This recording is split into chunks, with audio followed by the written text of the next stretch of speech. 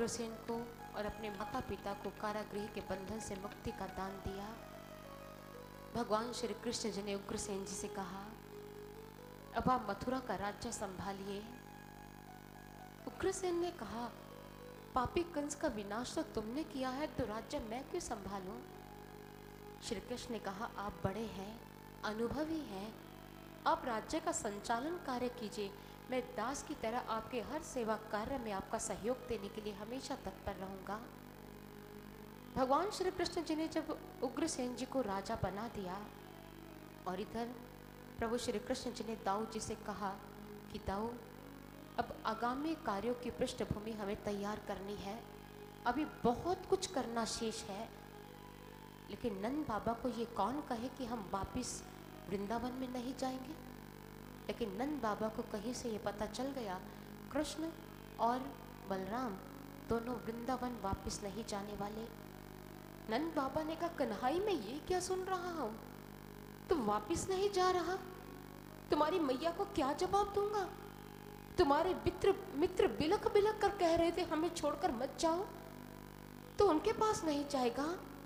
वो गोपियां जो तुमसे इतना प्रेम करती हैं, जो तुम्हें अपनी आत्मा मानती है, उनको क्या जवाब दूंगा? मैया को क्या मुख दिखाऊंगा? चलो चलो मेरे साथ चलो, यहाँ नहीं रहना। कृष्ण का बाबा नहीं, कंस के वध के बाद मेरे शत्रु बढ़ गए हैं, मुझे अभी बहुत कार्य करने हैं, अभी वापस जाना निश्चित नहीं है। बाबा आप लौट जाओ और मैया को कहना मैं आऊँगा, मैं जल्दी आऊँगा। नंद बाबा रोते बिलखते वहाँ से चल दिए और इधर श्री कृष्ण जी और दाऊ जी दोनों ही मथुरा में है। ये सोचा गया राजा उग्रसेन जी के द्वारा कि इन दोनों बालकों को अब गुरुकुल में भेजना होगा ताकि वहां जाकर शिक्षा प्राप्त कर लें। काश्यप गोत्र संदीपनी मुनि के आश्रम में जाने से पूर्व उन दोनों बालकों का उपनयन संस्कार हुआ। उपनयन का भाव क्या है? उपनयन संस्कार का भाव यह है कि जब किसी बालक का उपनयन संस्कार होता है तो उस बालक को द्विज कहा जाता है। आचार्य उपनय मानो ब्रह्मचारिणं कृणते गर्भमन्तः। आचार्य शिष्य को अपने गर्भ में धारण करता है और तब बच्चा द्विज कहलाता है। द्विज का अर्थ होता है दूसरा जन्म हो जाना। एक जन्म तो माता पिता के द्वारा होता है और दूसरा जन्म हमारा तब होता है जब हमें तत्ववेता संत मिलते हैं, श्रोत्रिय ब्रह्मनिष्ठ गुरुदेव मिलते हैं, वो हमें अपने गर्भ में धारण कर अपना शिष्य बनाते हैं और ये प्रतिज्ञा लेते हैं, तुम्हारा चित्त तुम्हारा हृदय मैं अपने हाथ में लेता हूँ और आगामी समय के लिए तुम्हारे दिल दिमाग को सही दिशा प्रदान करने की जिम्मेवारी स्वीकार करता हूँ। क्या शिक्षा का उद्देश्य इससे ऊंची उड़ान भर सकता है कि गुरु ये प्रतिज्ञा कर रहा है कि तुम्हारे दिल दिमाग को मैं हमेशा सही दिशा प्रदान करूंगा और तुम अपने जीवन के लक्ष्य को सही तरीके से सही दिशा में चलते हुए प्राप्त कर लोगे? इससे ऊंचा उद्देश्य नहीं हो सकता।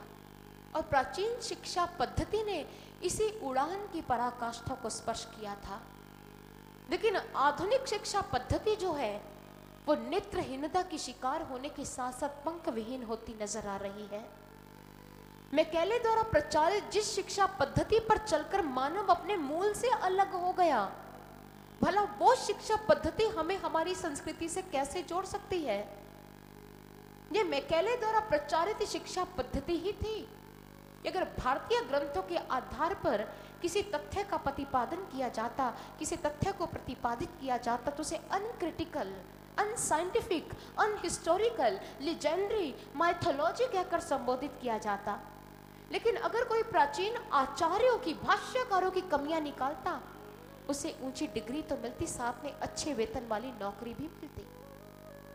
परिणाम स्वरूप ऐसे पढ़े लिखे वर्ग में भारत और भारतीयता के प्रति उपहास का भाव पैदा हो गया।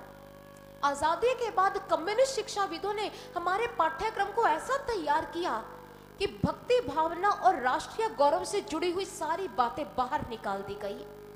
देशभक्तों का इतिहास हमारे पाठ्यक्रम से निकाल दिया गया। जिन बातों से व्यक्ति को संस्कार मिल सकते थे, अपनी परंपराओं का ज्ञान हो सकता था, उन कम्युनिस्ट शिक्षाविदों ने उन बातों को हमारे सिलेबस से हटा दिया। पहले बच्चे को पढ़ाया जाता था बेटा ग से गणेश, साथ में गणेश की तस्वीर दिखाई जाती थी, बेटा ये बुद्धि के देवता हैं, विवेक के स्वामी हैं, इन्हें प्रणाम करो। बच्चा पहले ज्ञान भी प्राप्त करता था, संस्कार भी उसे मिला करते थे। लेकिन आज बच्चे को ग से गणेश नहीं पढ़ाया जाता, कहते बच्चों बोलो ग से गधा। ये हमारी शिक्षा पद्धति है, ये विडंबना है मानव समाज की। आज हम जिस शिक्षा पद्धति पर चल रहे हैं वो हमारी ही संस्कृति को नष्ट करने के लिए बनाई गई है। बच्चों को निज भाषा में सुसंस्कृत नहीं किया जा रहा। फ्रांस में जितने भी टेक्निकल या इंजीनियरिंग कॉलेजेस हैं उन्हें वहां पर फ्रेंच भाषा में शिक्षा दी जाती है। इसके अतिरिक्त हम बात करते हैं अगर जर्मनी की, वहां जितने भी कॉलेजेस हैं, जितने भी यूनिवर्सिटीज हैं, वहां जो भी उनको टेक्निकल या इंजीनियरिंग कॉलेजेस में बच्चों को शिक्षा मिलती है वहां उनको उनकी भाषा में, जर्मनी में जर्मन भाषा चलती है, रूस में रशियन भाषा में ज्ञान दिया जा रहा है। लेकिन एक भारत ही ऐसा देश है जहां के तकनीकी शिक्षा, संचार शिक्षा से जुड़े हैं कॉलेजेस में आंग्ल भाषा में पढ़ाया जा रहा है। क्या निज भाषा में उन्नति करने से जापान के गौरव में कोई कमी आई है?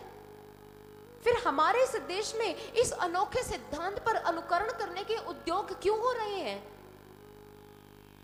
हमारी नींद का लाभ उठाकर इन्होंने जो हमें भाषा रूपी नया नशा पिला दिया है, इसी भाषा रूपी नशे में हम बुदबुदाते हैं, देश के उद्धार की योजनाएं बनाते हैं, लेकिन ये विदेशी भाषा रूपी नशा हमारी जनता को जागरूक नहीं कर सकता।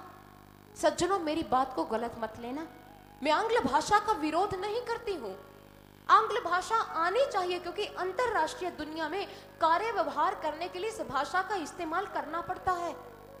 लेकिन इसका मतलब यह नहीं था कि हम अपनी संस्कृति को भूल जाएं, अपनी भाषा का सम्मान करना छोड़ दें।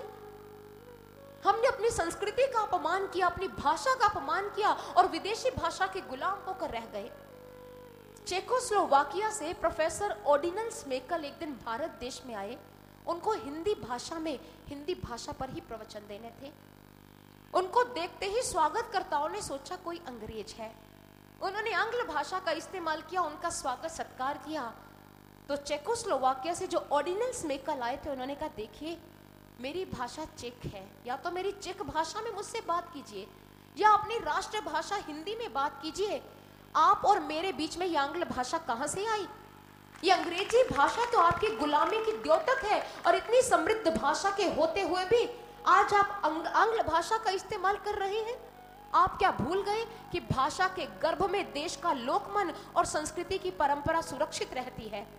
निज भाषा से दूर होने की वजह से, निज संस्कृति से दूर होने की वजह से आज हमारे बच्चे संस्कारहीन होते चले जा रहे हैं, क्योंकि जिस भाषा में हमारे महापुरुषों ने शिक्षाएं दी उस भाषा का जब ज्ञान नहीं होगा तो शिक्षाओं का ज्ञान भी कैसे हो जाएगा। आज बच्चों के संस्कारहीन होने का एक दूसरा कारण है माता पिता की व्यस्तता। माता पिता इतने बिजी हैं, बच्चों के लिए समय नहीं निकाल रहे और बच्चे टीवी चैनल से प्रसारित हो रहे कार्यक्रमों को देखकर वहां से संस्कार प्राप्त करते हैं। जो दृश्य वहां देखते हैं वही उनके मानस पटल पर अंकित हो जाता है और उसी घटना को प्रयोगात्मक रूप देने के लिए वो समाज में उतरते हैं और समाज में एक दूषित घटना जन्म ले लेती है। बच्चे ज्यादा समय टीवी देखने लग गए हैं, कंप्यूटर के आगे बैठने लग गए हैं। हमें ये नहीं पता, वैज्ञानिकों ने सिद्ध कर दिया है कि टीवी से कैथोड किरणें निकलती हैं जो हमारे मस्तिष्क पर विनाशकारी प्रभाव डालती है। कैथोड किरणें जब मस्तिष्क पर पड़ती है इतना विनाशकारी प्रभाव छोड़ती है कि ज्यादा टीवी देखने से बच्चे का दाईं ओर का मस्तिष्क सक्रिय हो जाता है, बाईं ओर का निष्क्रिय। परिणामतः अस्थिर व्यक्तित्व का विकास होता है। सही क्या है, गलत क्या है, निर्णय क्षमता कम हो जाती है, विवेक शक्ति खत्म हो जाती है, सहनशीलता कम हो जाती है। बच्चे फिर माता पिता की बात को सहन नहीं करते। इतने नुकसान है टीवी देखने के, लेकिन हमारे बच्चे इस बात को समझ नहीं पा रहे हैं। टीवी चैनल्स के द्वारा या कंप्यूटर के आगे बैठ कर उन्हें लग रहा है कि हम ज्ञान अर्जित कर रहे हैं। उन्हें ये नहीं पता कि उनको कितना नुकसान हो रहा है। उनकी आंखों को नुकसान है, उनके मस्तिष्क को नुकसान है। और अगर दाईं ओर का मस्तिष्क ज्यादा सक्रिय हो जाए तो एंडोर्फिन नामक रसायन पैदा होता है जो शरीर में हानिकारक प्रभाव छोड़ता है।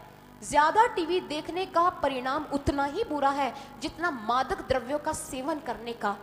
और ज्यादा टीवी देखने की वजह से हमारे बच्चों के